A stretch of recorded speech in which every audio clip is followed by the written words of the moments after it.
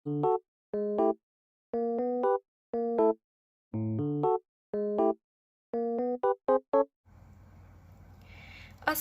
warahmatullahi wabarakatuh.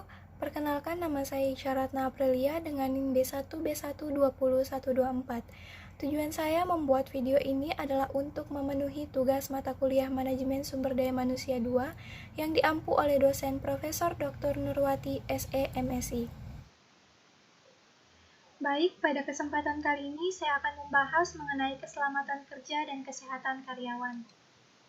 Keselamatan kerja adalah sebuah kondisi di mana para karyawan terlindungi dari cedera yang disebabkan oleh berbagai kecelakaan yang berhubungan dengan pekerjaan. Sedangkan kesehatan kerja atau karyawan adalah sebuah kondisi di mana para karyawan terbebas dari berbagai penyakit fisik dan emosional yang disebabkan oleh pekerjaan. Mengapa keselamatan kerja penting? Keselamatan kerja dan pencegahan kecelakaan menjadi perhatian manajer untuk sejumlah alasan. Salah satunya adalah besarnya angka kecelakaan di tempat kerja. Kecelakaan di tempat kerja menyebabkan banyak orang yang mengalami luka-luka dan penyakit yang berhubungan dengan pekerjaan. Lebih dari 80% pekerja dalam sebuah survei memeringkat keselamatan di tempat kerja lebih penting dibandingkan upah minimum, hari sakit, dan cuti hamil. Keselamatan kerja juga memengaruhi biaya dan laba. Memperbaiki keselamatan kerja dapat meningkatkan laba. Banyak orang yang berasumsi bahwa ketika pemberi kerja menghemat pada program keselamatan kerja, uang yang mereka hemat dapat meningkatkan laba. Tetapi tidaklah demikian.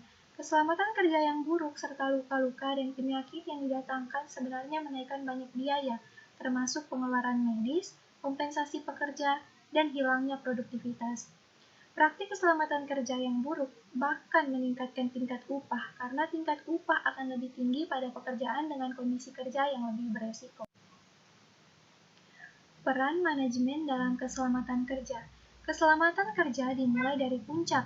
Pemberi kerja harus melembagakan komitmen mereka dengan kebijakan keselamatan kerja, mempublikasikannya dan memberi prioritas tinggi pada masalah keselamatan kerja. Keselamatan kerja yang bagus salah satunya disebabkan oleh komitmen organisasi terhadap keselamatan kerja. Pengarahan manajer mengenai hukum keselamatan kerja. Kongres mengesahkan Undang-Undang Keselamatan dan Kesehatan Kerja tahun 1970 demi menjamin sejauh mungkin setiap pria dan wanita bekerja di negeri ini mendapatkan kondisi kerja yang aman dan sehat dan untuk melindungi sumber daya manusia kita. Satu-satunya pemberi kerja yang tidak tercakup adalah orang-orang yang bekerja sendiri, pertanian yang mana hanya kerabat dekat dari keluarga pemberi kerja yang bekerja, dan sejumlah tempat kerja yang telah dilindungi oleh badan federal atau di bawah perundang-undangan lainnya. Tanggung jawab dan hak pemberi kerja dan karyawan. Pemberi kerja bertanggung jawab untuk memberikan tempat kerja yang bebas dari bahaya yang diketahui, untuk mengenal baik standar wajib OSHA dan untuk memeriksa kondisi tempat kerja untuk memastikannya memenuhi standar OSHA. Pemberi kerja memiliki hak untuk meminta nasihat dan konsultasi di luar tempat kerja dari OSHA, meminta dan menerima identifikasi petugas kepatuhan OSHA secara semestinya sebelum inspeksi, dan untuk diberitahu mengenai alasan inspeksi oleh petugas kepatuhan tersebut. Karyawan juga mempunyai hak dan tanggung jawab. Karyawan bertanggung jawab untuk mematuhi semua standar OSHA yang berlaku, untuk mengikuti semua peraturan dan regulasi keselamatan dan kesehatan kerja yang dibuat oleh pemberi kerja, dan untuk melaporkan kondisi berbahaya kepada penyelia. Mereka memiliki hak untuk menuntut keselamatan dan kesehatan kerja pada pekerjaan tanpa takut akan mendapatkan hukuman.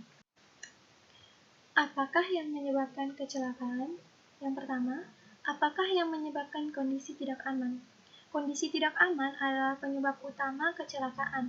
Kondisi-kondisi ini meliputi 1. Perlengkapan yang tidak terlindungi dengan baik, 2. Perlengkapan cacat, 3. Prosedur berbahaya di sekitar mesin atau perlengkapan, yang keempat, penyimpanan tidak aman, yang kelima, penerangan yang tidak semestinya, yang keenam, ventilasi yang tidak semestinya, dan solusinya di sini adalah dengan mengidentifikasi dan menghilangkan kondisi tidak aman.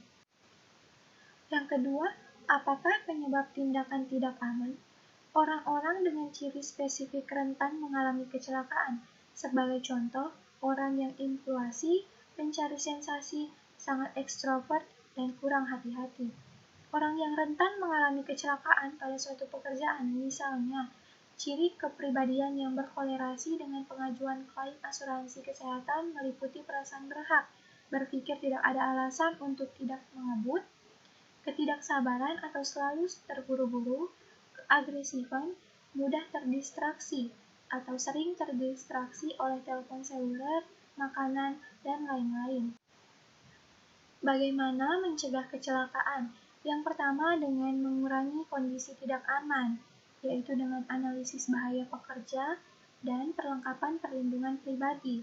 Yang kedua dengan pentingnya keberagaman, dengan melindungi pekerja yang rentan.